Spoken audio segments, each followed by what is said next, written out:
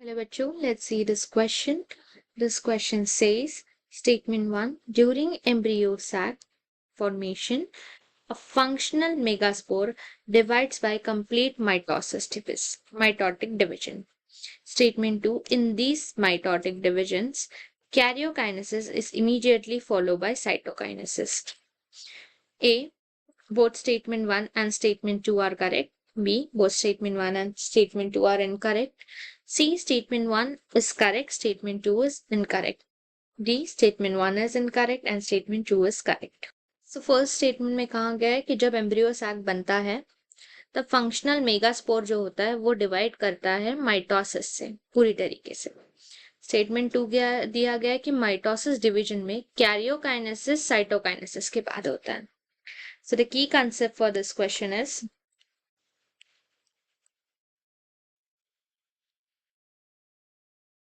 Functional megaspore क्या होता है.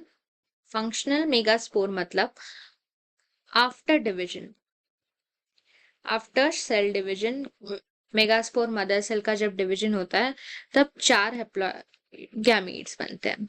सो फ्रॉम दैट जो हैप्लॉइड गैमेट, जो एक megaspore, the only megaspore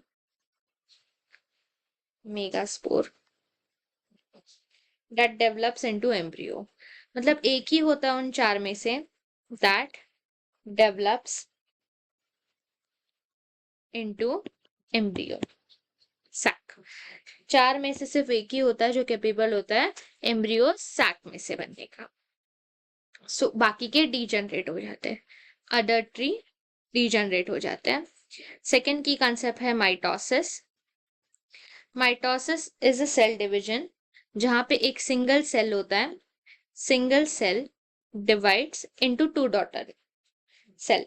2 daughter cell बन जाता है. Single cell divides into 2 daughter cell.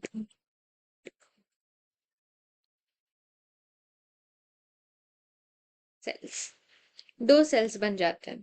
So first statement है कि एम्ब्रियो सैक जो फॉर्मेशन होता है फंक्शनल मेगास्पोर, ये डिवाइड होता है कंप्लीटली माइटोसिस से. अब फंक्शनल जो मेगास्पोर होता है वो ऑलरेडी हैप्लॉइड होता है क्योंकि 4 मेगास्पोर जो बने हुए होते हैं मदर मेगास्पोर से, उससे एक जो है वो सिलेक्टेड होता है जो डेवलप्ड होता है एम्ब्रियो में. ये एक सिलेक्टेड है तो ये ऑलरेडी हैप्लॉइड है.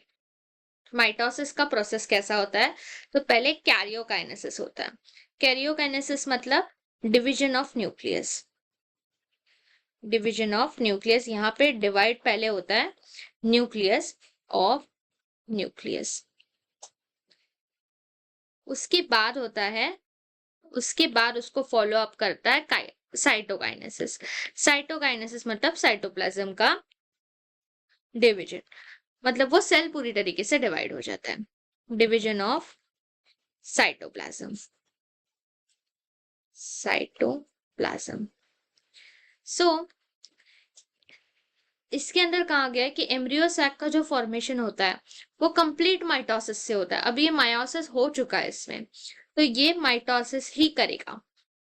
सो फर्स्ट इससे एक से ये 2 बनते हैं. सो फर्स्ट एक सेल होता है मेगास्पोर,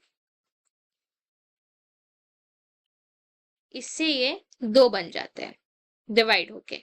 माइटोसिस, यहाँ पे माइटोसिस ही होता है. अगेन ये 2 के डिवाइड हो जाते हैं 4 में, यहाँ पे भी माइटोसिस ही होता है सेम.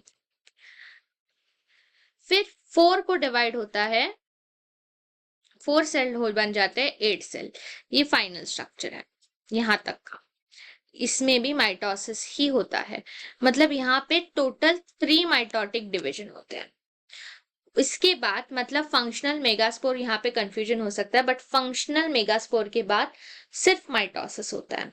तो कंप्लीट माइटोसिस डिवीजन ही होता है. मायोसिस इसके पहले हो चुका होता है. So this is correct. Second statement है कि माइटोटिक डिवीजन में karyokinesis immediately followed by cytokinesis.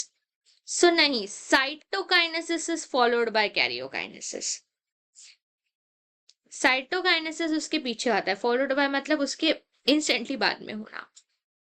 तो कैरियोकाइनेसिस साइटोकाइनेसिस के बाद नहीं होता, तो कैरियोकाइनेसिस पहले होता है, पहले न्यूक्लियस डिवाइड होता है और फिर साइटोप्लाज्म डिवाइड होता है।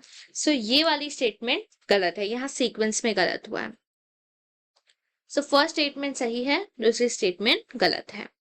सो स्टेटमेंट 1 इज करेक्ट और सेकेंड वाली इनकरेक्ट है। So our final answer is option C.